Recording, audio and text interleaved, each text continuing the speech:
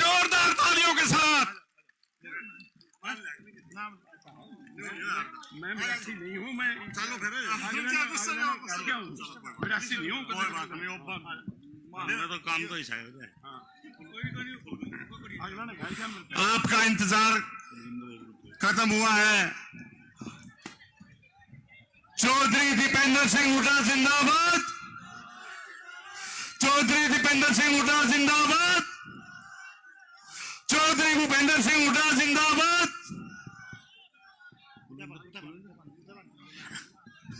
हरियाणा प्रदेश के यशस्वी अध्यक्ष चौधरी उदय भान जिंदाबाद। आदरणीय भाई जयप्रकाश जिंदाबाद। कुलविंदर बोलना नहीं, मैं आदरणीय भाई दीपेंद्र सिंह हुड्डा का आपके बीच में पहुंचने पर अपनी तरफ से और पूरे नानूद हल्के की तरफ से यहां पहुंचने पर हार्दिक धन्यवाद और स्वागत करते हैं। हमारे सरपंच साहब चरण भाई का फोन गिर गया, किसी भाई ने मिले तो बताना भाई। अब मैं जो भाई स्टेज पे खड़े हैं ये प्रोग्राम को सुचारू रूप से चलने दें। एमपी साहब सबसे मिलके जाएंगे, कृपा करके ये अपना अपना स्थान ग्रहण कर लें। मेरी सभी से गुजारिश है कि प्रोग्राम को सुचारू रूप से और अच्छे तरीके से चलने दें। एमपी साहब हर भाई से मिलके जाएंगे, तो प्रोग्राम के बाद सभी भाई आराम से बैठ के एमपी साहब से मिल लेना। मैं सभी भाइयों से प्रार्थना करूंगा कि प्रोग्राम को सुचारू रूप से चलने दें। अब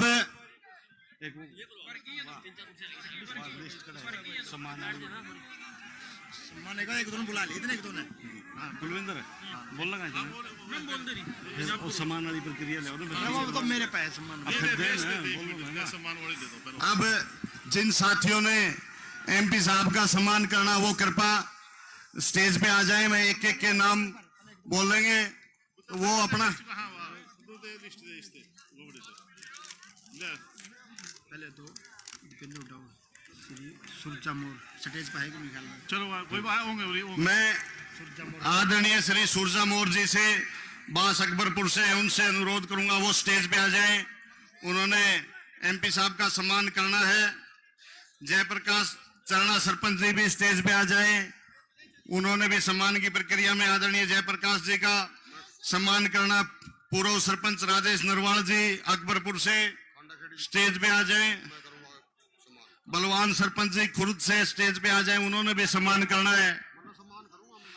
राजेंद्र लाठर खुर्द से वो भी स्टेज पे आ जाएं, उन्होंने भी लिख के दे दो भाई जी, लिख के दे दो बोल जो हाँ। अब मैं सुरजा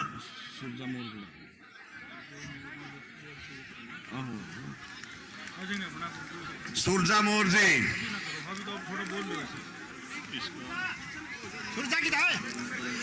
सभी साथी जिनका नाम ले रहे हैं वो स्टेज पे आ जाएं। दीपक तंवर सरपंच साहब आजम शाहपुर से, रवि सैनी जी अकबरपुर से, अजमेर मास्टर जी बादशाहपुर से सभी स्टेज पे आ जाएं। इन्होंने सम्मान की प्रक्रिया में अपना योगदान देना है। ठीक। डॉक्टर शंकर भारद्वाज जो आए हैं, जो भिवानी से पहले विधायक थे ना। अच्छा। बास के विधायक कौन सा है? पूर्व विधायक हैं शंकर भारद्वाज बास से ही। हाँ। अच्छा। डॉक्टर शिव शंकर भारद्वाज जी जो यही बास से हैं, वैसे भिवानी से हमारे बीच में आए हैं। उनका भी मैं यहाँ पहुंचने पर स्वागत करता हूं। आदरणीय नौजवान बुजुर्गों, मेरे पिता समान बुजुर्गों, माता और बहनों, मैं आपको बताना चाहूंगा कि आज प्रदेश के अंदर जो कांग्रेस का ये माहौल आपको दिखाई दे रहा है, इस माहौल को बढ़ाने में इस नौजवान का सबसे ज्यादा वो योगदान है, वो आपके बीच में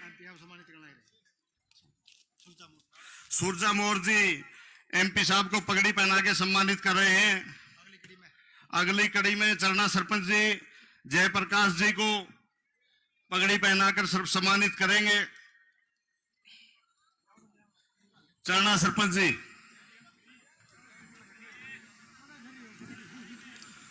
और पूर्व सरपंच राजेश नरवाल जी,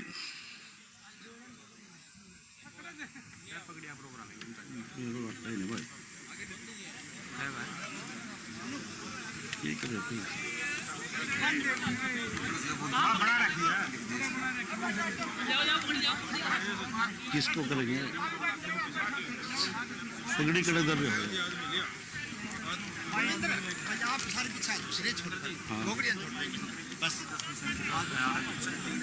ये साथी जो बराबर में खड़े हैं वो डी में आ जाएं, जो पीछे स्टेज के साथी खड़े हैं हमारे वो डी में आ जाएं सभी साथी।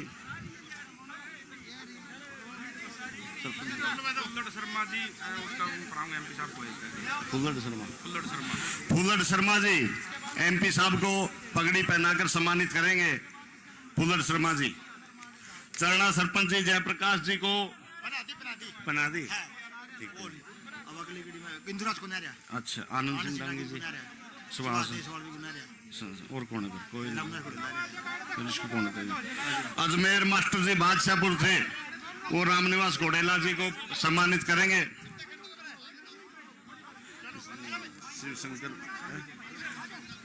मैं सभी साथियों से मेरी प्रार्थना है कि आप व्यवस्था बनाए रखने में अपना सहयोग दें। आपका अपना प्रोग्राम है, मुझे पता है कि आप लोग एमपी साहब से मिलने में बहुत उत्सुक हो, लेकिन एमपी साहब आप सबसे मिलकर ही जाएंगे। तो सभी साथियों से गुजारिश है आप अपना स्थान ग्रहण करें। हाँ, जयवीर खांडा जी एमपी साहब को पगड़ी पहनाएंगे। जयवीर खांडा जी खांडा खेड़ी गांव की तरफ से।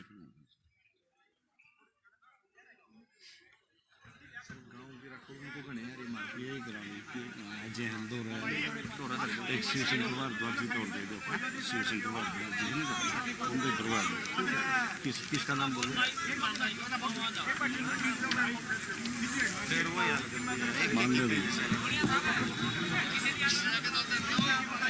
मैं सभी साथियों से मेरा अनुरोध है कि आप स्टेज पीछे साइड में आ जाएं। सभी ये सामने ना खड़े हैं भाई, प्लीज साइड में आ जाएं सभी साथी। व्यवस्था को बनाने में सहयोग करें, सभी समझदार भाई हैं। सभी भाइयों से मेरी प्रार्थना है कि प्रोग्राम को सुचारू रूप से चलने दें।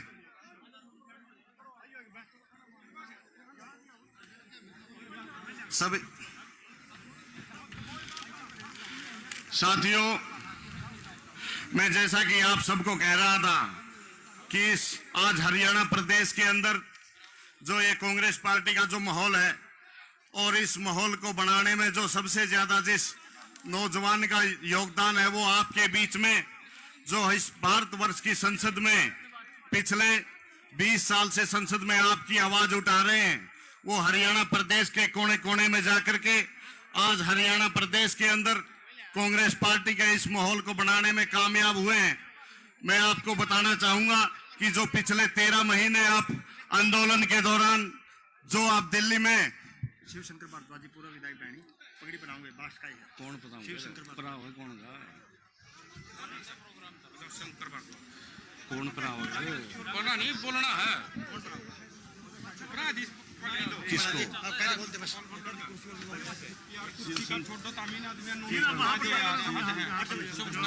हाँ, बुलवाना है। शुरू करवा दो। रुक जाए 1 मिनट, बैठ जाओ, हम इन्हें बिठा कर। मैं आपके बीच में शिवशंकर भारद्वाज जी जो पूर्व विधायक हैं, यहीं से बात से हैं, जो भिवानी में अपनी सेवाएं दे रहे हैं और भिवानी से पूर्व विधायक रहे हैं। प्रार्थना करूंगा कि वो आए और अपना संदेश दें। शिवशंकर भारद्वाज जी। मेरे बहुत ही प्रिय दीपेंद्र जी, हमारा भाई जेपी और घोड़ेला जी, बजरंगदास गर्ग साहब, जितने भी नेता स्टेज पे बैठे हैं, मैं नाम लूंगा तो बहुत लंबा समय लगेगा। मैं समय ज्यादा नहीं लेना चाहता। मैं 1 मिनट में बस मैं स्वागत करना चाहता हूं मेरी तरफ से, मेरे परिवार की तरफ से, मेरे गांव की तरफ से। दीपेंद्र जी, आज हमें बहुत बहुत खुशी है कि आप बास में आए हैं और हर व्यक्ति आपका, पूरा गांव और आसपास का इलाका आपका स्वागत करना चाहता है। देखो मित्रों, आपने 10 साल ये दूसरी सरकार देख ली। इससे पहले हुड्डा साहब आए थे, वो भी एक सरकार थी। 750 किसान लोग हमारे मारे जा चुके। मेरा चाचा किशन भी ट्रैक्टर लेके वहां पे दिल्ली में जब बैठे थे किसान लोग, वहां पे जाता था, रहता था, और उनके कान पे जूं सालों लग गए तब रहेंगी। और ये कितने झूठ और जुमलों की सरकार जो है, कहती हम 2 करोड़ रोजगार दे देंगे, हम 15 लाख सबके उसमें डाल देंगे, हम सिलेंडर जो है, अब जहां चुनाव हुए तो इन्होंने 450-500 रुपए के किए हैं, नहीं तो 1100-1200 तक के सिलेंडर थे। इस झूठ बोलने वाली सरकार को हराना है। दीपेंद्र के, कांग्रेस के और हुड्डा साहब के, उदय भान जी के हाथ मजबूत करने हैं। मैं तो मेरे गांव वालों से यही रिक्वेस्ट करना चाहता हूं। आपका बहुत बहुत धन्यवाद। मेरा परिवार सारा यहां पे बैठा हुआ है। So nice of you, thank you. बास में बहुत बहुत दिल से स्वागत है दीपेंद्र का और सभी नेताओं का जो बाहर से आए हैं। धन्यवाद। जय हिंद। बहुत बहुत धन्यवाद डॉक्टर शिवशंकर भारद्वाज जी। जैसा कि मैं आप सबको बता रहा था कि बता दे, कपूर सिंह पूनिया जी मोमेंटो भेंट करेंगे एमपी साहब को। कपूर सिंह पूनिया जी। नौजवान साथियों और बुजुर्गों, मैं आपको बताना चाहूंगा, जो पिछले 13 महीने आंदोलन के अंदर जब आप लोग बॉर्डरों के ऊपर बैठे थे, तो हरियाणा प्रदेश का एकमात्र एक नौजवान जो भारत की संसद के अंदर भी और सड़क के ऊपर भी जिन्होंने आपकी आवाज को उठाया, चाहे संसद के अंदर की बहस हो, जो एकमात्र हरियाणा प्रदेश के 15 सांसद थे, जिनमें इकलौते एक सांसद आपके भाई आदरणीय भाई दीपेंद्र सिंह हुड्डा जी थे, जो आपकी लड़ाई वहां संसद के अंदर भी लड़ते थे। और जब 13 महीने आप बॉर्डरों के ऊपर बैठे थे, एकमात्र इकलौते सांसद जो आपके बीच में है आदरणीय भाई दीपेंद्र हुड्डा जी, इन्होंने ही आपकी लड़ाई को सड़क पे आकर भी लड़ा। सुबह ये संसद में जाते थे, वहां बहस में अकेले थे, और बाहर संसद के समय के बाद शाम को आपके बीच में जो बॉर्डर के ऊपर आते थे। तो यही नौजवान है जिन्होंने हरियाणा प्रदेश के अंदर आज हर कोने में, हर कॉन्स्टिट्यूएंसी में, जो आज हर आदमी की जुबान पर भाई दीपेंद्र सिंह हुड्डा और चौधरी भूपेंद्र सिंह हुड्डा का नाम है। तो इसकी मुख्य वजह हमारे बीच में बैठे आदरणीय भाई दीपेंद्र सिंह हुड्डा जी हैं, जो दिन देखते ना रात देखते, सुबह देखते ना शाम देखते, जो सुबह निकलते ही 11-11:30 बजे आपके बीच में पहुंच जाते हैं और रात को लगभग 1:30 बजे अपने घर में जाते हैं। लेकिन ये नौजवान, हम भी इन्हें कहते हैं कि भाई साहब कभी तो एक दिन तो आराम कर लिया करो, लेकिन ये हमें ही कहते हैं कि वीरेंद्र कि कब कैसे आराम कर लें, कि इस सरकार ने, इस अन्यायी और निर्दयी सरकार ने आज हम किसान वर्ग, कमेरा वर्ग, गरीब और मजदूर की जो हालत कर रही है, तो इनकी ये हालत हमसे देखी नहीं जाती। और इनकी लड़ाई को जब तक मैं जीत ना लूं तब तक मैं चैन से नहीं बैठूंगा। ऐसे नौजवान आज आपके बीच में है। मैं धन्यवाद करना चाहूंगा भाई दीपेंद्र सिंह हुड्डा का, अपनी तरफ से भी और पूरे हरियाणा प्रदेश के नौजवानों की तरफ से, पूरे हरियाणा प्रदेश के किसान की तरफ से। अब मैं इसी कड़ी में विजय जताई जी, सुबह समैन जी को चादर उड़ा करके सम्मानित करेंगे। विजय जताई जी।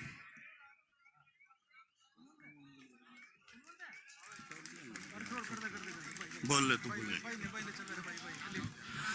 सतीश सांगवान जी दिलबाग को चादर उड़ा करके सम्मानित करेंगे। अब मैं हमारे बीच में पूर्व विधायक आदरणीय रामनिवास घोडेला जी जो बरुवाड़ा से पूर्व विधायक है, मैं उनसे प्रार्थना करूंगा कि आए और 2 मिनट आपको संदेश दें। आदरणीय रामनिवास घोडेला जी। बहुत ही सम्मान के योग हमारे करोड़ों दिलों युवा की धड़कन भाई दीपेंद्र हुड्डा जी, पूर्व केंद्रीय मंत्री बड़े भाई जयप्रकाश जी, भाई बजरंगदास गर्ग जी, आज कार्यक्रम के आयोजक भाई कुलवंत मौर्य जी, भाई धर्मवीर गोयल जी, सम्मानित मंच और पंडाल में उपस्थित मेरी माताएं, मेरी बहनें, मेरे बुजुर्ग, मेरे भाई, सबसे पहले मैं एमपी साहब का धन्यवाद करता हूं कि एमपी साहब बार बार हिसार को जो टाइम दे रहे हैं, एमपी साहब से ज्यादा कोई मेहनत नहीं कर सकता। पूरे प्रदेश के अंदर जो आज लगातार 15 साल से जो एमपी साहब लगातार मेहनत कर रहे हैं, उसका आज परिणाम है कि 36 बिरादरी के जितने मेरे भाई है, बुजुर्ग है, बहन है, सभी के सभी आज हमारे एमपी साहब को दिल से चाहते हैं। 36 बिरादरी के अगर हरियाणा प्रदेश में एकमात्र नेता आदरणीय हमारे नेता चौधरी उपेंद्र सिंह जी हुड्डा और हमारे भाई दीपेंद्र जी हुड्डा एकमात्र जो नेता है जिनको 36 बिरादरी जिनको मानती है और इनके दिलों के अंदर 36 बिरादरी वास करती है और सबसे ज्यादा मेहनत आज करते हैं। और मेहनत का परिणाम है आज यहाँ पर हजारों की संख्या में एक बास गांव में एक पब्लिक मीटिंग के अंदर इतनी ज्यादा संख्या में इकट्ठे हुए। आप आज ये बदलाव चाहता, नारनौंद हल्का भी चाहता, पूरा प्रदेश भी चाहता है कि खट्टर सरकार जारी है और हुड्डा साहब के नेतृत्व में कांग्रेस सरकार आ रही है। मैं इन्हीं बातों को लेकर आपका फिर मैं धन्यवाद करता हूं। राम राम, जय हिंद, जय भारत, जय कांग्रेस। बहुत बहुत धन्यवाद जी। नारनौंद हल्के का हमारा कोई साथी अगर बोलना चाहे तो अपना नाम दे सकता है। अब मैं नौजवान साथियों को आग्रह करूंगा कि आदरणीय एमपी साहब का बड़ी फूल मालाओं से स्वागत करेंगे नौजवान साथी। जोरदार तालियों से स्वागत करो।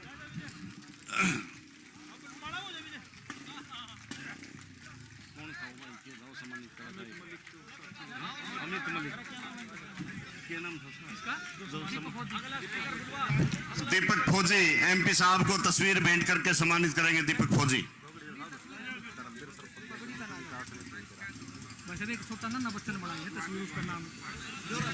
ये तस्वीर एक छोटे बच्चे ने बनाई है जो अभी एमपी साहब को भेंट करेंगे। दीपक फौजी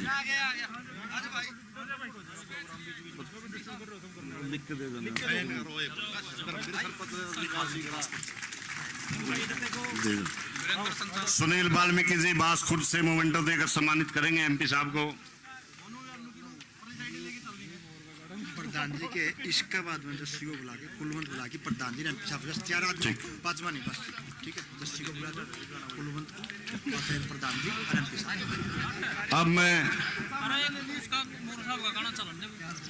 अब मैं प्रार्थना करूंगा भाई जस्सी पेटवाड़ वो आए और 1 मिनट में अपना संदेश दें। ओम प्रकाश डांडा जी हमारे बीच में हैं, उनका भी हम स्वागत करते हैं। ओम प्रकाश डांडा जी।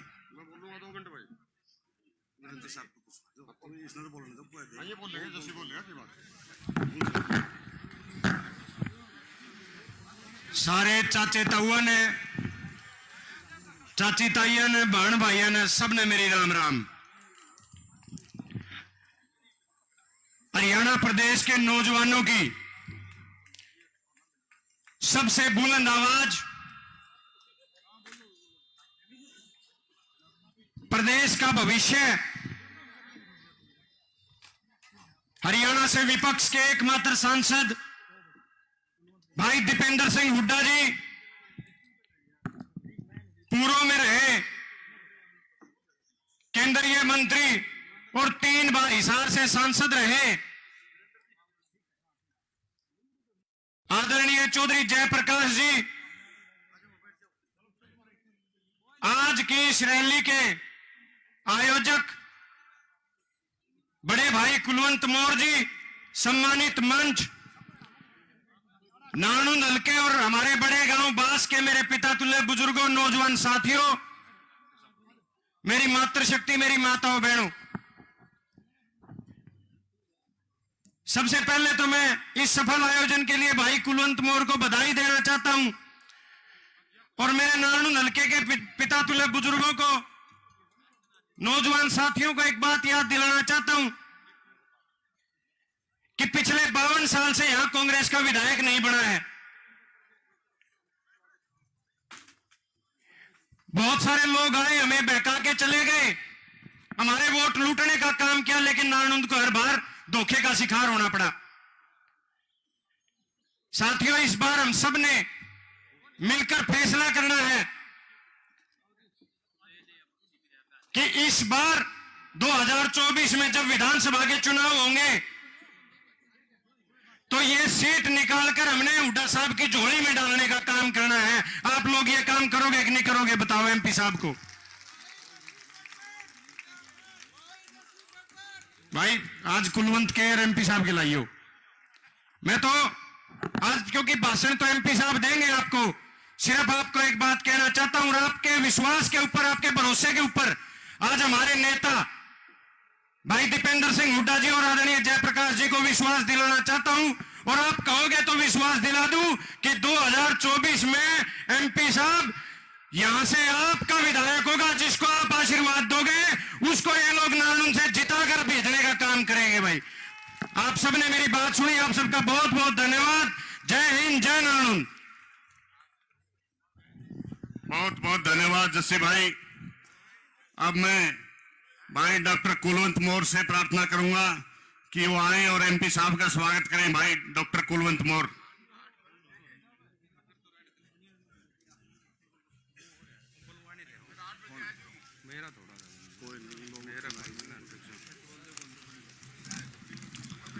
मेरे आदरणीय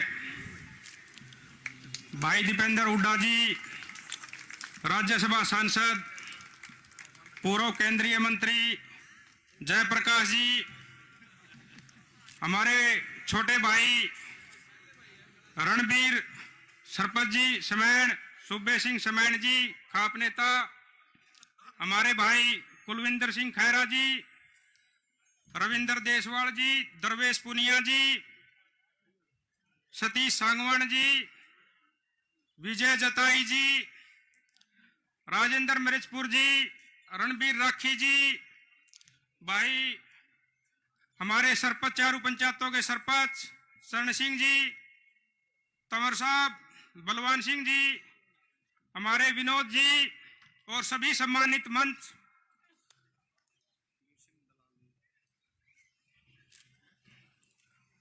बहुत ही आदर और मान के योग्य, जन जन के लाडले, युवाओं के भाई, माताओं का लाडला, बुजुर्गों का बेटा, किसान मजदूरों की सबसे बड़ी चिंतक, 15वीं लोकसभा के आवाज बुलंद तरीके से उठाने वाले हमारे आदरणीय भाई दीपेंद्र हुड्डा जी का यहां पहुंचने पर सभी नारायण हल्का की तरफ से, बांसगांव की तरफ से मैं यहां पहुंचने पर उनका हार्दिक स्वागत करता हूं, जो उन्होंने अपना कीमती समय यहां पहुंचने के लिए हमारे समय नारायण हल्के के जनता को, बांस की जनता को दिया। सिर्फ एक ही बात कहूंगा एमपी साहब, आज से 20 साल पहले पढ़ाई के बाद जब यूनिवर्सिटी से निकले तो ठीक उसी समय आपका राजनीतिक में पर्दापण हुआ था। वह दिन और आज का दिन मैं आपसे प्रेरित होकर आपकी उंगली पकड़कर एक ही बात पर चले हैं कि हुड्डा साहब के साथ चलेंगे, आपका साथ चलेंगे। एक ही बात सीखी है और देखी है, जितना भला जनता का आपने और हुड्डा साहब ने किया है, ना ही किसी ने किया और ना ही कोई कर सकता है।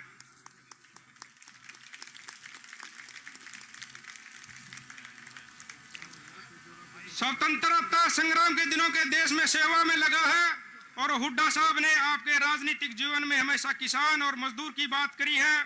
और एमपी साहब, आपने भी अपने राजनीतिक के पहले दिन ही एजेंडा पर काम किया है। एक ही बात कहना चाहूंगा, मैं किसी राजनीतिक परिवार से नहीं हूं, ना ही हमारे घर से कोई राजनीति में था।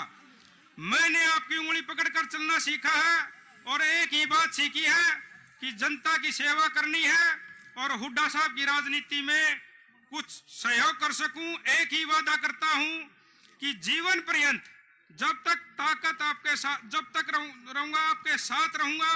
एक ही प्रयास करता हूं कि जनता के बीच जाता हूं तो कि हुड्डा परिवार से बड़ा जनहितैषी राजनीति में ना कोई हो सकता है ना कोई है। अब हमारा सामूहिक प्रयास एक ही है कि हमारे बड़े भाई दीपेंद्र हुड्डा जी को हरियाणा का मुख्यमंत्री बनाना है और एक बार नहीं बार बार बनाना है। इनसे राजनीति सीखी है और इन्हीं की राजनीति करनी है, ना कोई नेता का घर देखा ना देखना, क्योंकि हुड्डा साहब के घर में मेरा जैसा घर है। मैं मान सम्मान मिला, आज आपसे एक ही प्रार्थना करके अपनी बात खत्म करूंगा कि लोकसभा का चुनाव हो या विधानसभा का चुनाव हो, जो नुमाइंदा भाई दीपेंद्र का नाम लेकर आएगा उसका तन मन धन से सहयोग करना है और उनकी जीत निश्चित करनी है, क्योंकि मेरी पार्टी मेरा सब दीपेंद्र भाई है। एक ही बात और कहना चाहूंगा कि भगवान तो देखा नहीं, पर जब जब दीपेंद्र भाई से मिलता हूं तो इनकी जनता के प्रति नियत और उनकी सेवा भावना देखता हूं तो लगता है भगवान ऐसे ही होते होंगे। मेरे बड़े भाई भगवान स्वरूप नेता, एक वादा फिर से दिलाता हूं कि जीवन भर आपके साथ रहा हूं और आपके साथ रहूंगा।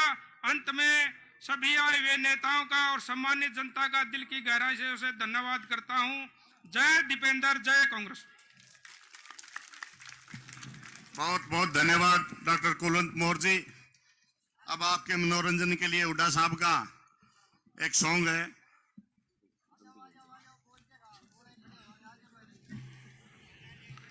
सरकार बनाएगा हुड्डा, हाथ खड़े करके बताओ ना। हाँ शुरू कर भैया। हाँ आधा आधा गाना चलाऊंगा, ज्यादा नहीं, लेकिन जोश दिखाना है। सरकार बनाएगा हुड्डा, सरकार बनाएगा। हाँ हाँ भैया कहाँ गया? बहुत जल्दी आज आपके बीच में और भाई दीपेंद्र के बीच में मैं ज्यादा देर नहीं रहना चाहता। देखिए मैंने पहले कहा था मैं हुड्डा साहब के लिए गीत गाता हूं, कांग्रेस पार्टी के लिए गाता हूं, दीपेंद्र के लिए गाता हूं, राहुल के लिए गाता हूं, उनके पूरे परिवार के लिए गाता हूं, सोनिया जी के लिए गाता हूं, लेकिन इससे अलावा मैंने आज तक कोई गाना नहीं गाया।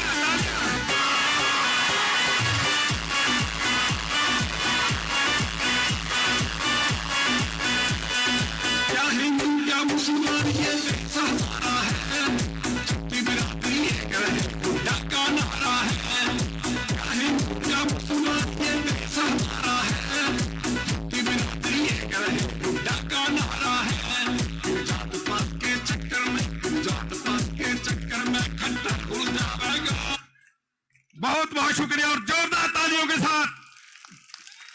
और भाई दीपेंद्र जिस समय स्टेज पर आएगा आपने ये गाना शुरू कर देना है, दीपेंद्र हरियाणा। बहुत बहुत शुक्रिया, धन्यवाद भाई।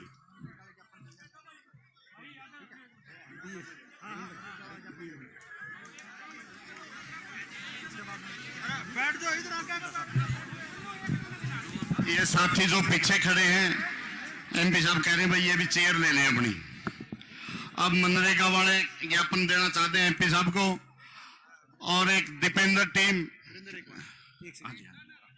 सभी जो सारे साथी जो मिलने के लिए एक एक करके, क्योंकि अभी 10 मिनट ये एक सबसे पूछ के भाई एक प्रस्ताव ये है कि 10 अभी हम 20 मिनट में खत्म प्रोग्राम, ताकि जाडे में देखो कितनी बड़े बुजुर्ग बैठे हैं जो यहाँ मिलना चाहते हैं। मैं एक एक से मिलूंगा।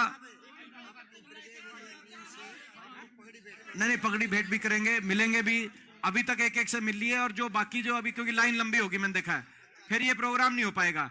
और उसके बाद जो सेल्फी खिंचवाना चाहता है, जो फोटो खिंचवाना चाहता है, एक भी कोई ऐसा नौजवान मेरा भाई नहीं रहेगा जो बिना सेल्फी के जो है, कोई सामने उड़े मंडी के बाहर जाता है बिना सेल्फी के अगर दिख गया तो मैं उड़े भाज के कोली भर के सेल्फी खिंचवा लूंगा उसके साथ, कोई दिक्कत नहीं है। लेकिन 10-15 मिनट, क्योंकि इतने लोग बैठे हैं जाडे में, तो 15 मिनट में सभी से आग्रह करूंगा। पीछे विजय बैठो यार, कृष्ण बैठो, मैं एक एक का नाम नहीं लेना चाह रहा था। सतीश बैठो, कुलविंदर बैठो, पाछे नहीं बिठाओ। ये जो 2-3 अपना सिक्योरिटी टाइप के है ना, तुम भी पाछे हो जाओ, पाछे हो ले भाई, भैया पाछे हो लो। मैं एक एक का, मैं कोई आदमी नहीं जिसमें नहीं जानता। आनंद देख, आनंद तने घने देख कई बार मिल लिया, पाछे नहीं हो ले भाई, बैठ जा। प्रेम बैठ जाओ यार। देखो मैं बताऊं आपको, मैं एक एक का नाम लेता फिर ढूंढा लगूं।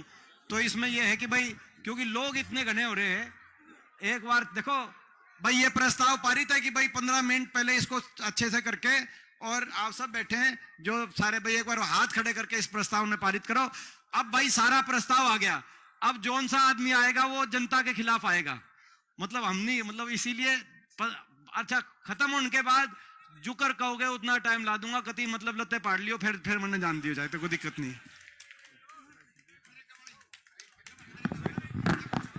ये मनरेगा वाले भाई ज्ञापन देंगे एमपी साहब को। उसके बाद में आपके अपने चहेते नेता आदरणीय जयप्रकाश जी, पूर्व केंद्रीय मंत्री, आपको संबोधित करेंगे।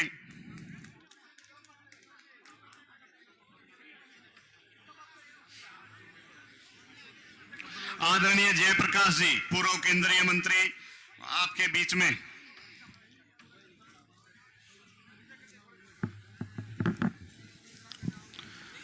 बहुत ही सम्मान के योग, इस देश की लोकसभा के इकलौते विपक्ष के सांसद हमारे अजीज होनहार नेता भाई दीपेंद्र सिंह हुड्डा जी, इस कार्यक्रम के आयोजक डॉक्टर कुलदीप मौर्य जी, मंच पर विराजमान कांग्रेस पार्टी के छोटे से लेकर के बड़े नेता तक, बास और आसपास के गांव से आए हुए सम्मानित बुजुर्गों, नौजवान साथियों, घरों में जहां तक भी मेरी आवाज सुनाई दे पा रही है, माताओं बहनों प्यारे बच्चों, बुजुर्ग और साथियों, सबसे पहले तो मैं डॉक्टर कुलवंत को और आप लोगों को मुबारकबाद देता हूं कि आप लोगों ने इस साल जो इस प्रदेश के लिए, इस देश के लिए ऐसे लोगों के हाथ में आई थी, बहुत बुरी तरीके से बीती।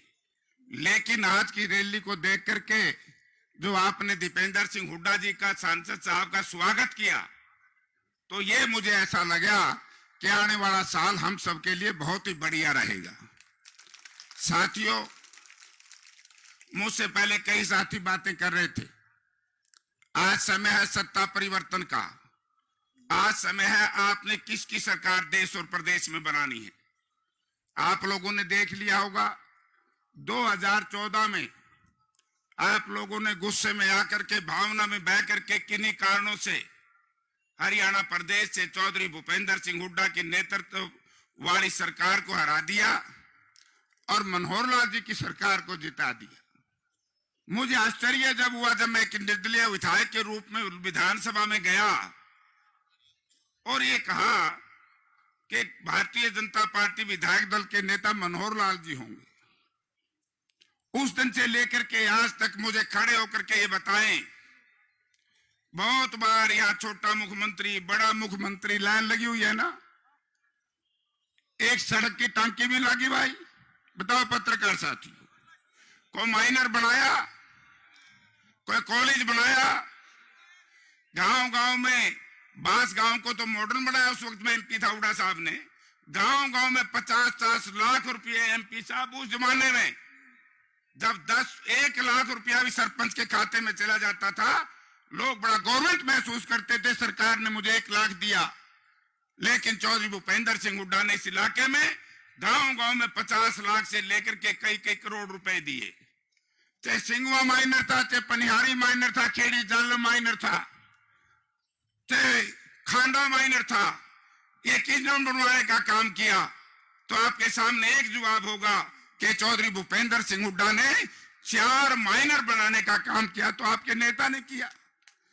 तो इन निकम्मों से एक बात तो पूछ लो, बार बार जो ये लोग कहते थे कि हमने नारायण में बहुत विकास करवाया, अच्छी बात है, हम आएंगे, हुड्डा साहब आएंगे, विकास और भी करेंगे, लेकिन ये तो बता दो रोजगार कितना दिया? किसान की माली हालत जो आमदन डबल होनी थी, होगी कि नहीं होगी? थारी कौन नहीं हुई? जमानास फिर बता दो बीजेपी आया क्यों नाश पे तुल रहे हो। लेकिन मैं एक बात कहना चाहूंगा साथियों, नौकरी भी हुड्डा साहब ने दी, पानी भी हुड्डा साहब ने दिया, कॉलेज भी नारायण में हुड्डा साहब ने बनाया, सड़कें हुड्डा साहब ने बनवाई, गांव का विकास हुड्डा साहब ने करवाया। तो वैसा मारा क्या कह रहा था भाई, तम ना हमारा आईटीआर में जिता दिए। मनोहर लाल से ये तो पूछ लो भला आदमी से, अरे मनोहर लाल जी, बिना मांगे वोट दिए थे इस प्रदेश की जनता ने, और आपने जो जात पात मजहब धर्म और क्षेत्रवाद का नारा दे करके जिस तरीके से इस प्रदेश के किसान और मजदूर को आर्थिक तौर से, इस प्रदेश के बेरोजगार नौजवान साथियों को देश छोड़ने पर विवश करने का काम किया, क्या आप ये चाहते हैं कि जब भी लोकसभा विधानसभा के चुनाव होंगे तो आप अपने 730 किसान जो शहीद हुए हैं, जिनके पक्ष में चौधरी भूपेंद्र सिंह हुड्डा की अध्यक्षता में भाई दीपेंद्र सिंह ने सरसा में श्रद्धांजलि दी थी, क्या उनकी सच्ची श्रद्धांजलि यही होगी? क्या भारतीय जनता पार्टी गठबंधन के जो लोग हैं उनको हराओगे, कांग्रेस को जिताओगे? सही है कि नहीं? हाथ खड़े करके बताओ, कोई एमपी साहब बता देंगे हुड्डा साहब ने कि नारायण की जनता तैयार है। तो साथियों, आज रोजगार नहीं है, आज विकास नहीं है। चौधरी भूपेंद्र सिंह हुड्डा चीफ मिनिस्टर थे, कोई भाई कहते हैं हिसार में विकास कम हुआ। मैं बताना चाहता हूं, मैं मेंबर पार्लियामेंट था, देश में 5 काउंटर मैग्नेट सिटी बने, 5, एक बना ग्वालियर, एक बना जयपुर, एक महारानी परनीत कौर ने पटियाला, और 5वां हुड्डा साहब ने दिया तो हिसार को दिया, जिसकी वजह से हाथी रोड तक रेलवे लाइन बहुत लंबे अरसे से अटकी पड़ी थी। यदि आप अपने मन से पूछोगे तो किसने बनवाने का काम किया, तो आपको विचार करोगे तो एक ही नाम आएगा, Bhupendra Singh Hooda. Express highway, 2-2 university, 5-5 college, thermal power plant, तो यानी इतने काम करने के बाद भी एक ही बात आपने समझी, जात। दोस्तों, प्रजातंत्र में जात पात मजहब और धर्म का कोई स्थान नहीं होना चाहिए। यदि मजहब और धर्म की राजनीति में फंस जाओगे, आज ये भारतीय जनता पार्टी नीति सरकार जो देश और प्रदेश में एक नया ड्रामा और लेके आएगी, तारे भी आ गया होगा, एक चुटकी चावल भी निकम्मे एक चुटकी देवे, 5-5 दुए।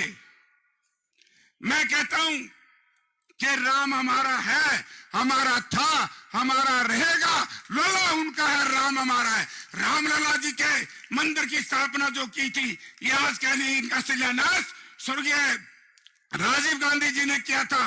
कांग्रेस ने भी, आपको याद होगा, गुजरात में सोमनाथ जी का मंदिर बना था, कभी मंदिर के नाम से वोट मांगे थे।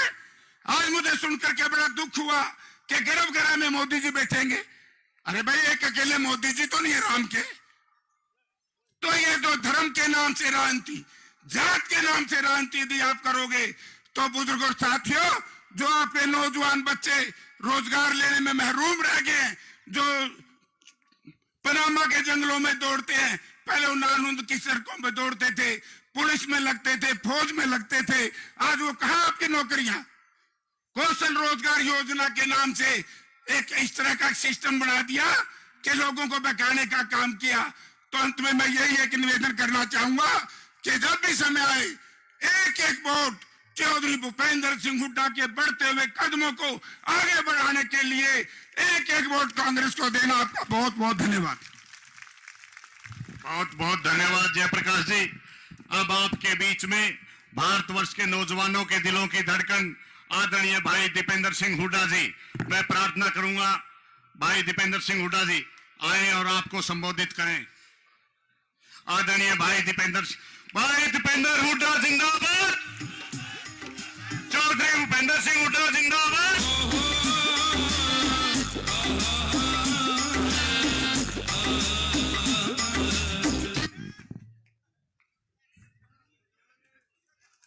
कोई नहीं बस ना को बात होलिया था है?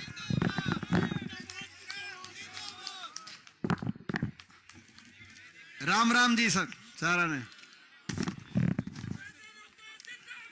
हमारे बीच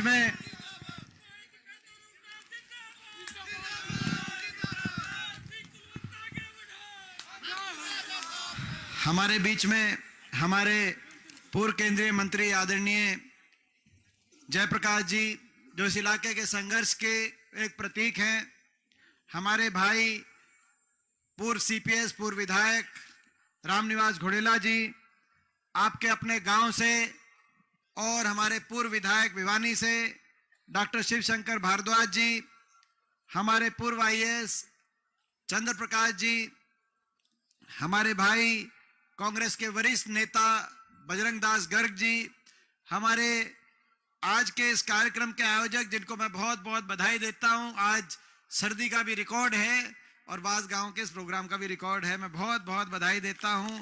हमारे भाई कुलवंत मोर जी, जो मेरे बहुत ही पुराने जो है साथी हैं, एक संघर्ष के साथी, इन्होंने सही कहा कि वही पहले जो है कि जय एमपी साहब पहले दिन से मैं समझता हूं कि जो है साथ चल रहा है और मैं समझता हूं आखिरी दिन तक साथ रहेगा कुलवंत आपका। आपने इतना जो है ये हमारा आपका जो संबंध है वो ऐसा संबंध है कि ये जो हर तरह का अग्नि परीक्षा आपने और हमने उसमें दी है, हर तरह का समय देखा है, सत्ता देखी है, विपक्ष देखी है, संघर्ष देखा है, और मुझे बड़ी खुशी है कि आज आपने ये कहा कि भाई कई दिन हो गए थे आप प्रोग्राम मांग रहे थे, तो आज आपने प्रोग्राम यहाँ पे हाथ से हाथ जोड़ो, पूरे गांव के सहयोग से और सभी पूरे इलाके के सहयोग से इतना अच्छा इतना सफल प्रोग्राम ऐसी सर्दी में, क्योंकि आज तड़के तो न्यू भी दिखता था कि पता है सूरज तो निकलने को चांस ही नहीं था, मैं भाई प्रोग्राम बिक रहा होगा कि नहीं होगा, लेकिन मैं बधाई देता हूँ बहुत बहुत आज के सफल प्रोग्राम से। आप सबका भी धन्यवाद करता हूँ मैं कि इतनी बड़ी संख्या में आप आए। जितनी सर्दी है उतनी जो है आपने गर्म जोशी से आशीर्वाद दिया और हमारा हौसला बढ़ाने का आपने काम किया, मैं आप सबका बहुत बहुत धन्यवाद करता हूँ। हमारे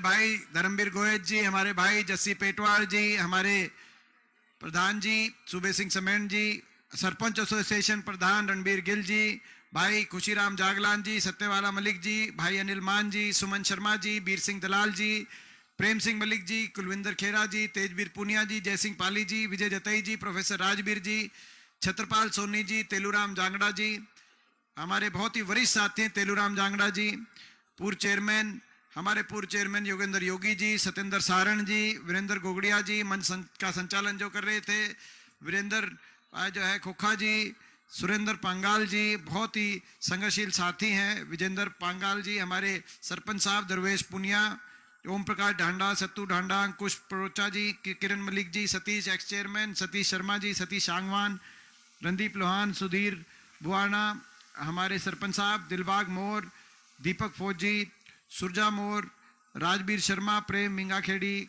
मनदीप पेटवाड़, शमशेर मलिक और बहुत से भाई अजमेर, भाई पानू, भाई राम सिंह जी सरपंच, भाई हमारे जहाँ जयवीर जी कांडा से, बहुत से जहाँ नज़र पड़ रही है सारे साथी ऐसे हैं कि सबके नाम नहीं भी लीजिए तो जो रह गए मैं उन सबसे क्षमा चाहता हूँ। जिन्होंने जो लिख के आए थे वो अपना जो है मैंने सारे पढ़ दिए, जो रह गए वो लिखने की कमी रहेगी भाई, जो है ना। मैं जो बाकी तो मैं तो सबके सारा ही मेरे तो एक से तुम सारे एक से हो, मेरा अपना परिवार है। सभी पिता तुल्य बुजुर्ग, नौजवान साथी, माताएं बहनें, आज हम ऐसे समय में ये हाथ से हाथ जोड़ो प्रोग्राम कांग्रेस पार्टी का यहाँ पे आयोजित हुआ है, जब चुनाव का जो है चुनाव की बिगुल बज चुकी है। क्योंकि अब से 3-4 महीने के बाद लोकसभा चुनाव, 3 महीने के बाद, और उसके 4-5 महीने के बाद विधानसभा चुनाव 2023 अब अंतिम इस वर्ष के अंतिम क्षण बाकी है। 24 में प्रवेश करेंगे तो चुनावी वर्ष में प्रवेश, और बड़ा फैसला इस चुनाव में आपको लेना है कि कौन से बटन आप दबाएंगे कि आने वाला समय अपने इलाके का, अपने प्रदेश का अच्छा हो, भविष्य अच्छा हो। जो सरकार हरियाणा के अंदर है, क्या इसी सरकार को 5 साल और आप इनका लाइसेंस रिन्यू करें जैसे इन्होंने काम किए हैं, या आप हरियाणा में सत्ता परिवर्तन करें? तो आज ये फैसला आपके हाथ में है। इस समय ये हाथ से हाथ जोड़ो प्रोग्राम बड़े आशाओं के साथ ये सरकार बनी 2014 में, जैसे जयप्रकाश जी ने आपको बताया। प्रदेश में भी देश में भी बड़े बड़े नारे थे, अच्छे दिन आएंगे, महंगाई कम कराएंगे, किसान की आमदनी दुगनी कराएंगे, काला धन विदेशों से लाएंगे, बैंक खाते में 15 लाख आएंगे, डीजल पेट्रोल रसोई गैस सस्ता दिलवाएंगे। बड़े नारे थे, अच्छे दिनों के नारे पे सरकार आई। आपने बिना ये पूछे कि हरियाणा में किसके हाथ में कमान जाएगी, भाजपा को मौका मिला प्रदेश की जनता के माध्यम से, खट्टर सरकार बनी। आज 9.5 साल इस सरकार को हो गए। तराजू पे तोल के रखने का समय आ गया है। इस सरकार ने हरियाणा के लिए क्या किया मुझसे ज्यादा आप जानते हो, और क्या नहीं किया मुझसे ज्यादा एक एक बात आप जानते हो। मगर इस बात की टीस दिल में जरूर है कि 10 साल की सरकार के लगभग कार्यकाल के बाद जो प्रदेश देश में 2014 में कांग्रेस पार्टी के राज के समय हुड्डा साहब के नेतृत्व में जो कांग्रेस सरकार रही, उस समय 2014 में जो प्रदेश देश में विकास में देश में नंबर 1 पे माना जाता था, विकास दर में हम देश में नंबर 1 थे, प्रति व्यक्ति आय में नंबर 1 थे, प्रति व्यक्ति निवेश में नंबर 1 थे, खिलाड़ियों के सम्मान में देश में हरियाणा की नीति सबसे अच्छी मानी जाती थी। 10 साल सरकार रही, किसान को आंदोलन करना नहीं पड़ा, कभी सड़क पे नहीं आना पड़ा। किसान के हकों के फैसलों की बात हो, चाहे 1600 करोड़ के बिजली के बिलों की माफी का उस समय फैसला आया हो, चाहे कोऑपरेटिव का 2200 करोड़ का कर्ज माफी का फैसला आया हो, चाहे काले कानून किसान की जमीन की नीलामी और गिरफ्तारी जब हुआ करती उसको खत्म करने की बात हुड्डा सरकार के समय चाहे हुई हो, ऐसे ही चाहे गरीब की कल्याणकारी योजनाओं की बात थी। देश में नंबर 1 पे हरियाणा 10 साल जब कांग्रेस की सरकार थी न देश में नंबर 1 पे माना गया।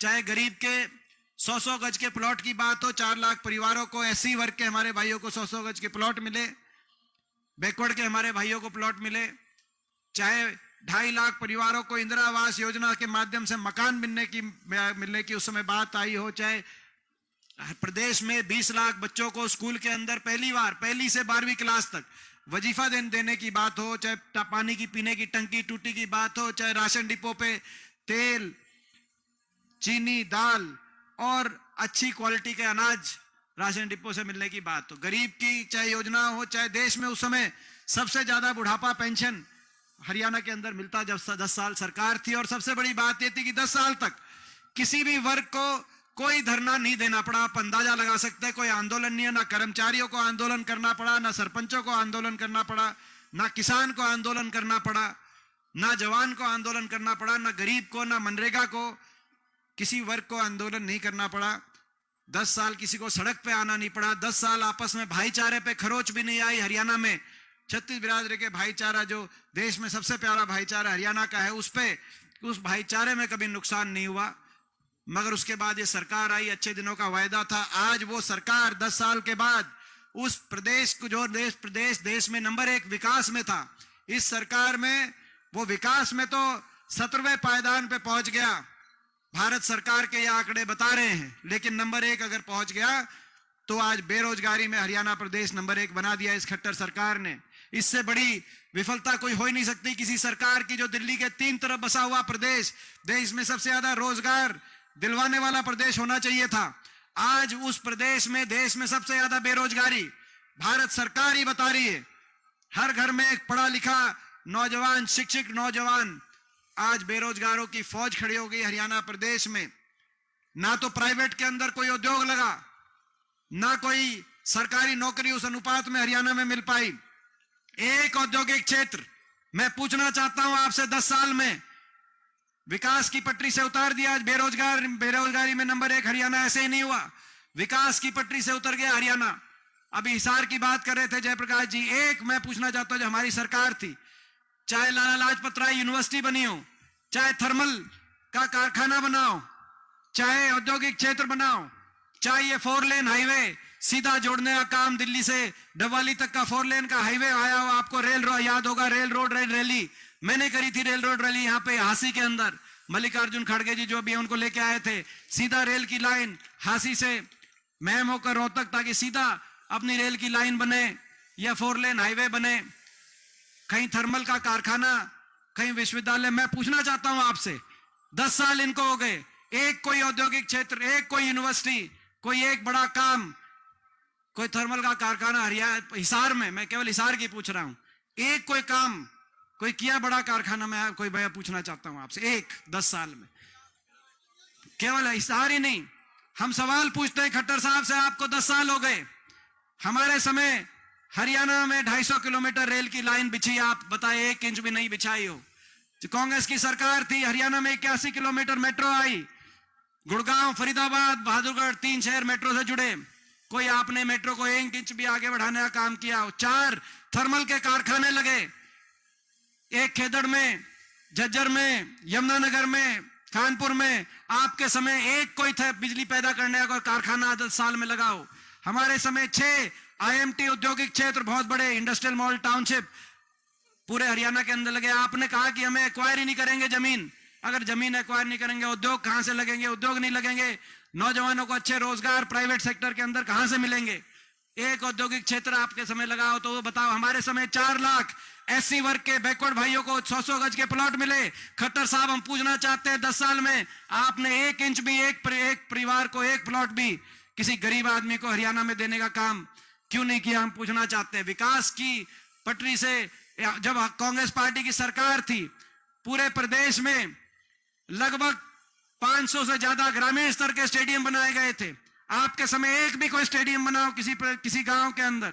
हम पूछना चाहते हैं, उस समय 750 खिलाड़ियों को सीधा अलग अलग अच्छी पोस्ट पे नियुक्तियां दी गई थी, ताकि पदक लाओ, पद पाओ, खिलाड़ी हमारा मान सम्मान बढ़ाए। हम पूछना चाहते हैं, एक हमारी खिलाड़ी को आपने कोई नियुक्ति पत्र? साक्षी मलिक हमारी बेटी, आज से 6 साल पहले ओलंपिक में मेडल लेके 2 ही मेडल आए थे ओलंपिक में, PV संधू का, साक्षी मलिक का, पिछले ओलंपिक की मैं बात कर रहा हूं।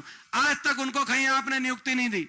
इस ओलंपिक में हमारे जो मेडल आए 6, उसमें से 4 हरियाणा के हैं, चाहे नीरज चोपड़ा, चाहे बजरंग पूनिया, चाहे रवि दहिया, आपने उनको आज तक नियुक्ति नहीं दी। हमारे समय 750 खिलाड़ियों को नियुक्ति देकर देश में हरियाणा का नाम, हमारे खिलाड़ियों का गौरव हुआ था। आपने तो उन खिलाड़ियों को नियुक्ति तो छोड़ो, उनका कैसा अपमान किया आज पूरे देश ने देखा। हम पूछना चाहते हैं, इन्होंने ना तो हिसार में कुछ किया, ना हरियाणा में कुछ किया, विकास की पटरी से उतार दिया हरियाणा को। इसीलिए देश में सबसे ज्यादा बेरोजगारी, ना प्राइवेट सेक्टर के अंदर नौकरी, ना सरकारी क्षेत्र के अंदर नौकरी। यह भी एक और मैं कहना चाहता हूं, सरकारी क्षेत्र में 2 लाख नौकरी खत्म कर दी सरकार ने। या तो नौकरियों को समाप्त कर रहे हैं, क्योंकि बड़े उद्योगपति समूहों के हवाले देश की संपत्तियां करने का काम ये सरकार कर रही है, और या फिर अगर समाप्त नहीं कर रहे तो उनको कच्चों में बदलने का काम कर रहे हैं। जय जवान जय किसान का नारा था, ना तो जय जवान छोड़ा, अग्निपथ योजना ले आए, कच्ची कर दी फौज 4 साल में वापस, और ना जय किसान छोड़ा। किसान आंदोलन में 750 किसानों की जान चली गई। किसी दुनिया के इतिहास में इस तरह का किसान आंदोलन नहीं हुआ आपके सामने।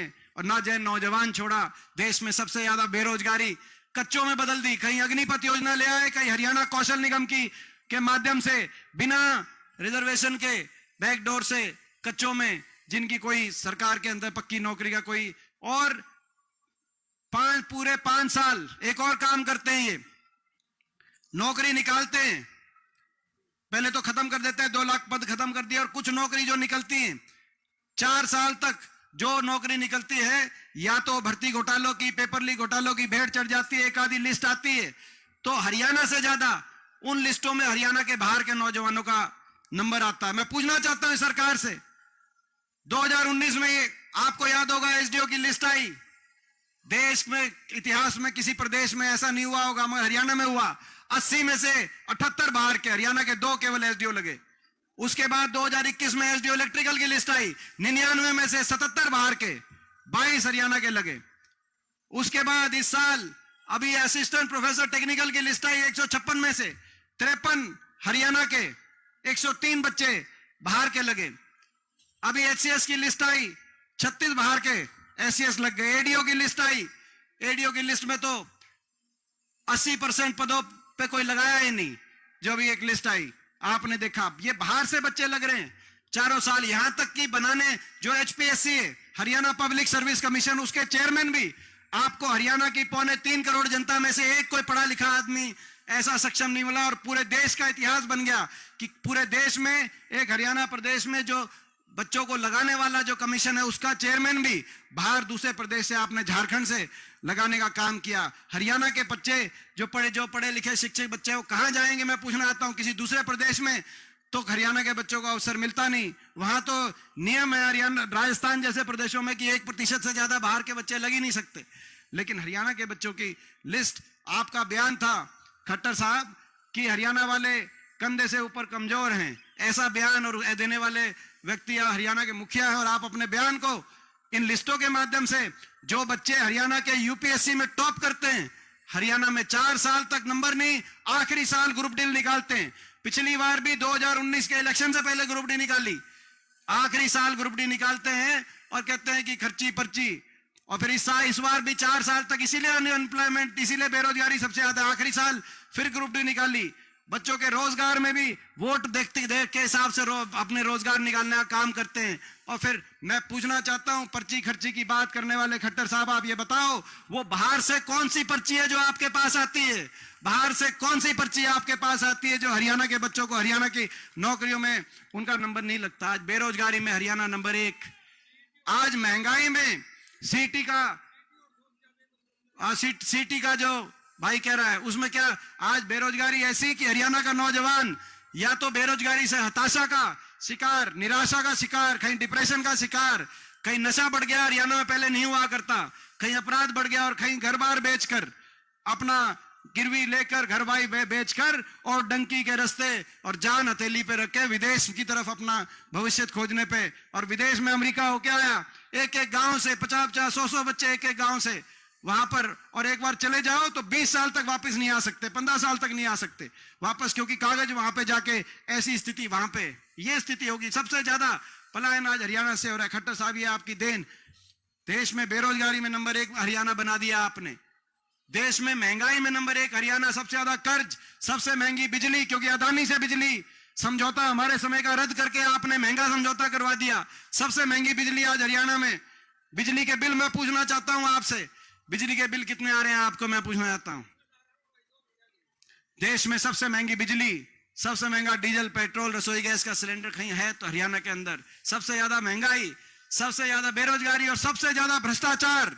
भ्रष्टाचार के आधार पे सरकार बनी है, इसीलिए हम लड़ाई लड़ रहे हैं सरकार से, क्योंकि लोग नहीं चाहते थे सरकार को दोबारा बनाना। आपको याद होगा पिछली बार 2019 में लोकसभा में तो हम सारी सीट 10 की 10 सीट हार गए थे, लेकिन विधानसभा का जब नंबर आया तो बीजेपी ने नारा दिया, खट्टर साहब ने नारा दिया 75 पार। दिया था कि नहीं दिया था, मैं पूछना चाहता हूं। नारा दिया था बीजेपी जाएगी 75 पार। दूसरा नारा आ गया, दूसरा नारा आ गया जेजेपी पार्टी ने, दुष्यंत चौटाला ने, खट्टर साहब ने नारा दिया बीजेपी जाएगी 75 पार। जेजेपी पार्टी ने नारा दे दिया, बीजेपी ने भेजो जमुना पार। दिया था कि नहीं दिया था नारा? बोला भाई जाओ भेज जमुना पार। एक क्या करता 75 पार, दूसरा कह गया जमुना पार। इलेक्शन का नतीजा आते दोनों बन गए जमा पक्के यार। यह बात बनी कि नहीं बनी? बन गए पक्के यार, और बना दिए लोग, ने नहीं बनाई ये सरकार। विश्वासघात से बनी है ये सरकार, इस बात का दिल में दर्द है। 14 मंत्री थे इस सरकार के, 14। अगर 50 लोग इस सरकार से खुश होते 75 पार के नारे में, तो 14 में से 12 मंत्रियों को नहीं हराते। 12 मंत्रियों को लोगों ने दोबारा विधानसभा नहीं भेजने दिया। लोग इतने दुखी थे, जो मंत्री था वहीं उसी को रोहतक से मनीष ग्रोवर हारे, तो नारनौल से यहां से जो मंत्री थे वो यहां से उनकी परास्त हुई। महेंद्रगढ़ के अंदर जो मंत्री थे, सोनीपत के अंदर, हमारी इसराना के अंदर, सारा मंत्रिमंडल 12 में से 14 में से 2 मंत्री वापस पहुंचे। लोगों ने तो बदल दी थी, लेकिन धोखा हो गया। जिस दिन नतीजा आया, मैं आपको याद दिलाना चाहता हूं, उस दिन मैं दुष्यंत चौटाला से पूछना चाहता हूं, आपने कैसा धोखा दिया ये लोगों को? आपने जब नतीजा आया तो उचाना में आपने लोगों से पूछा था कि क्या करना चाहिए, और लोगों ने एक स्वर में कहा था कि कुछ भी करना, लेकिन बीजेपी का साथ ना देना। कहा था कि नहीं कहा था? मैं पूछना चाहता हूं। उचाना के लोगों ने ये कहा, आपने जमुना पार पे नारे मांगे के वोट पे, नारे पे वोट मांगी, और उसके बाद उचाना में ये बात कही। उचाना से जब आप चले, जब ये दुष्यंत चौटाला चले उचाना के अंदर, जींद में पहुंचे, जींद में प्रेस कॉन्फ्रेंस करी कि मैं उसका समर्थन करूंगा। बात वहीं बदल गई थी। जींद में जाके प्रेस कॉन्फ्रेंस करी कि मैं उसका समर्थन करूंगा जो 5100 पेंशन देगा और 75% फैक्ट्रियों में नौजवानों को रिजर्वेशन देगा। ना तो 75% रिजर्वेशन हुई, ना वो 5100 पेंशन हुई। आई की नहीं आई, वो 5100 पेंशन आई है क्या किसी के? जींद में आपने कहा 5100 पेंशन जो देगा, जो राष्ट्रीय दल, उसको समर्थन देंगे। हमने 31 विधायक लेकर दिल्ली में, हुड्डा साहब ने 31 विधायक, हाँ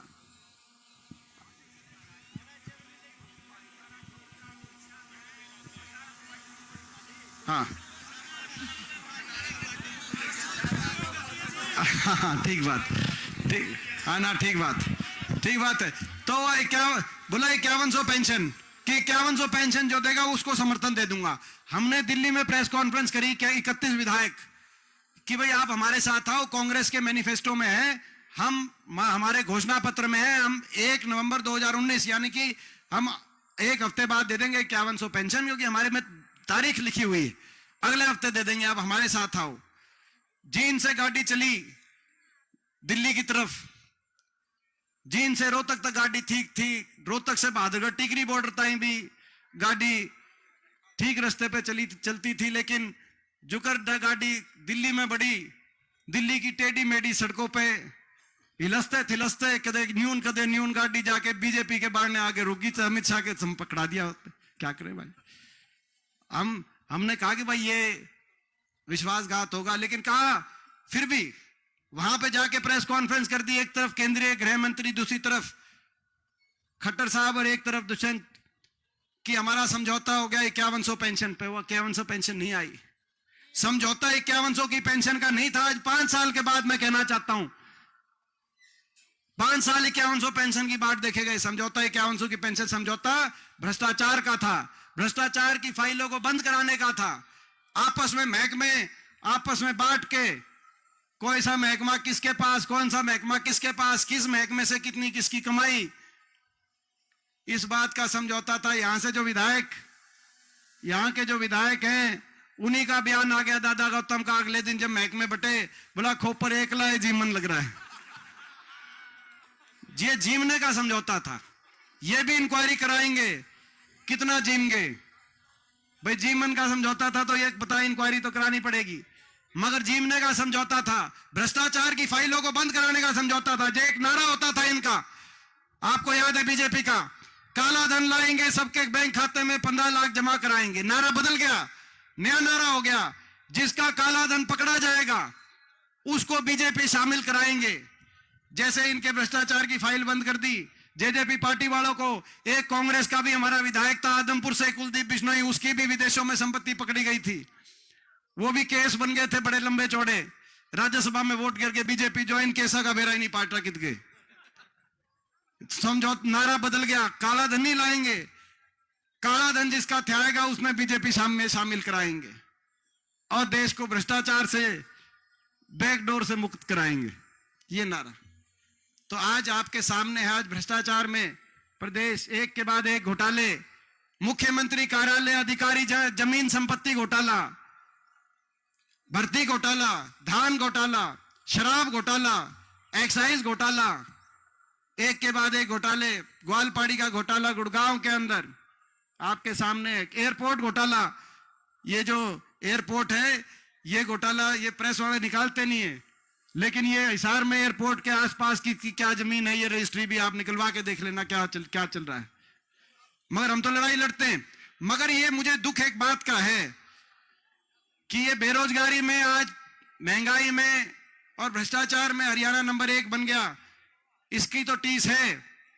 लेकिन दुख इस बात का है कि सरकार के अहंकार में भी नंबर 1 बन गया हरियाणा। इतना घमंड, काम कुछ किया नहीं मगर घमंड इतना, हर वर्ग का अपमान करने का काम किया। किसान आंदोलन में 1 साल तक किसान बैठा रहा, किसान पे इतना अत्याचार, 750 किसानों की जान चली गई, 750 किसानों के घरों के चिराग बुझ गए, घर बर्बाद हो गए। लेकिन आज तक किसी बीजेपी के किसी छोटे से छोटे पदाधिकारी ने यह नहीं कहा कि भाई हमें दुख है, हम सहानुभूति प्रकट करते हैं। सहानुभूति प्रकट करने की एक लाइन आज तक किसी बीजेपी की तरफ से नहीं आई। क्या ये किसान देश के नागरिक नहीं थे?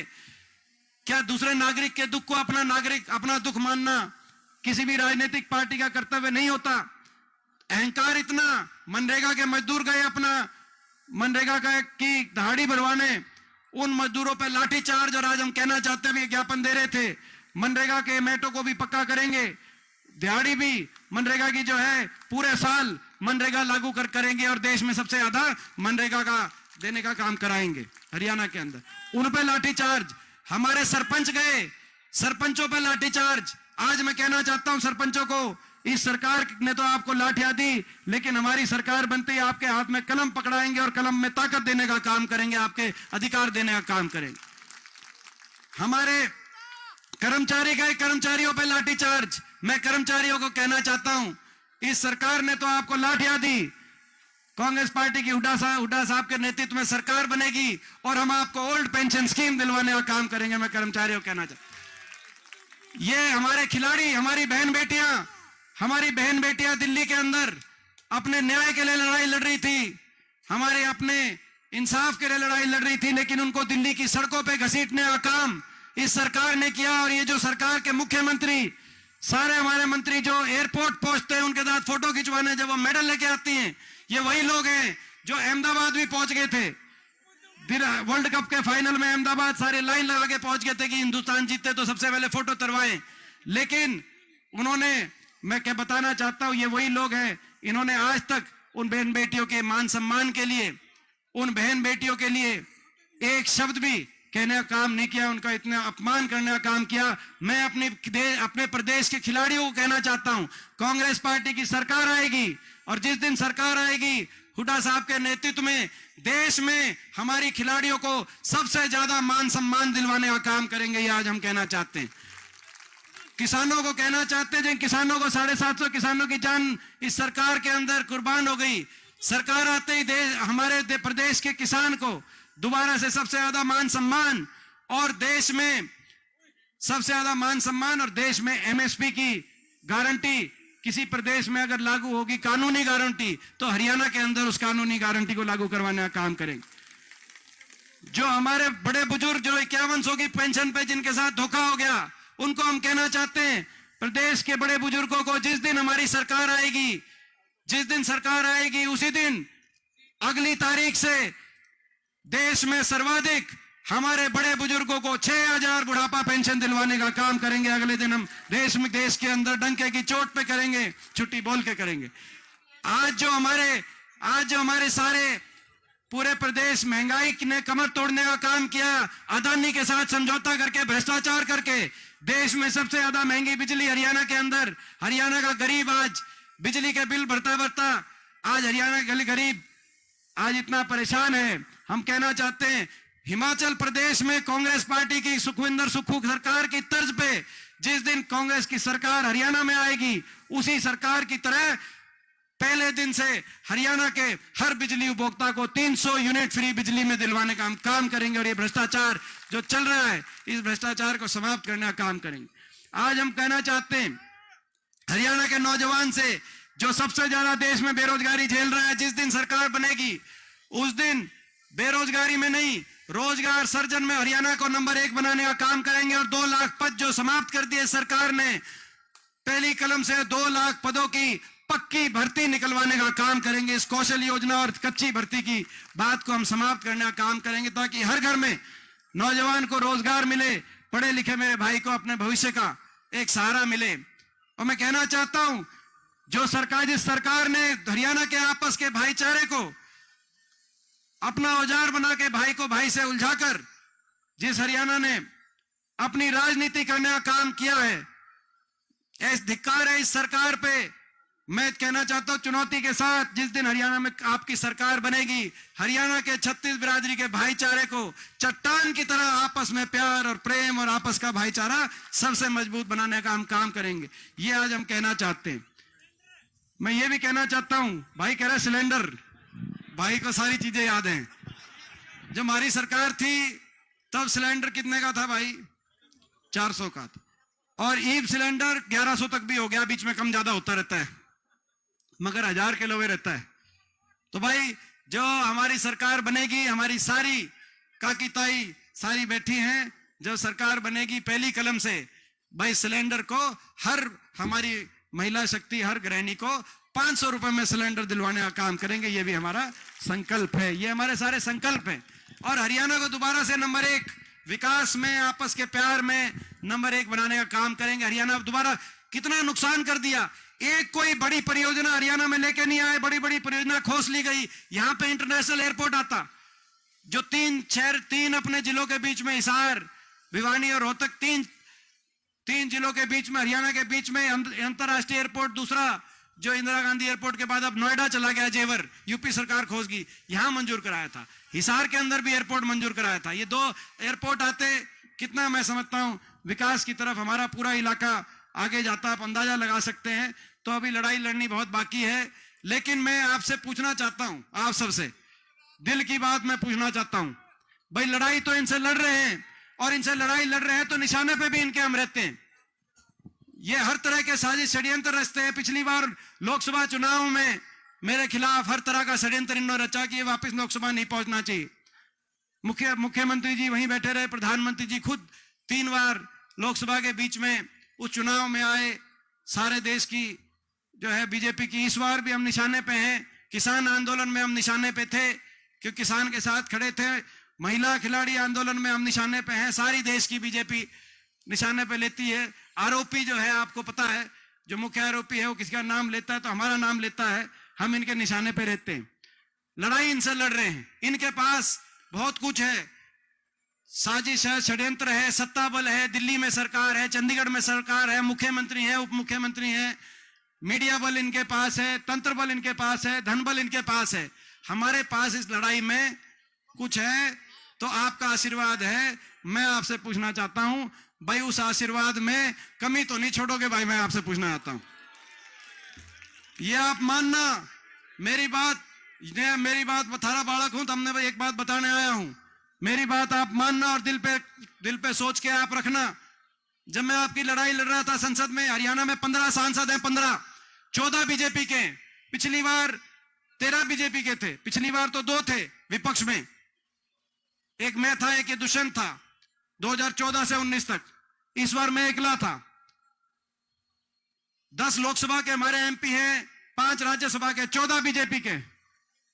कितना अकेलापन मैंने महसूस किया होगा जब मैं आपकी लड़ाई वहां पर, जब आप तो टीवी में देखते हो कि मैं किसान आंदोलन पे बोला, मैं खिलाड़ियों के साथ पक्ष में बोला, मगर जब मैं बोलता हूंगा और सारी बीजेपी दूसरी तरफ क्या क्या कहती होगी। कोई देशद्रोही बताता था, कोई कुछ बताता था। मैं कहता था कि भाई आप जो है 20 साल से मैं भी देश की सबसे बड़ी पंचायत का सदस्य हूं। शायद मेरी उम्र में इतना अवसर किसी ने नहीं मिला। लोगों ने मेरे को बहुत आशीर्वाद दिया है, मैं आप सबका धन्यवाद करता हूं। लेकिन कितना अकेलापन महसूस होता होगा, आप उस बात का अंदाजा लगाओ। मेरा क्या कसूर था? अब मुख्यमंत्री जी हर रोज मेरे खिलाफ बोल रहे हैं, मेरा क्या कसूर है? मैं पूछना चाहता हूं। मैं आपकी लड़ाई लड़ता हूं, यह कसूर है मेरा? मैं चुप हो जाऊं? मैं इनके सामने मैं लड़ाई लड़ूं? मैं आपसे पूछना चाहता हूं, अगर आपका हौसला होगा, आपका आशीर्वाद होगा भाई मैं पूछना चाहता हूं, मैं अकेला वहां मैंने महसूस किया था, मैंने अकेला तो नहीं पढ़ने दोगे, मैं आपसे पूछना चाहता हूं।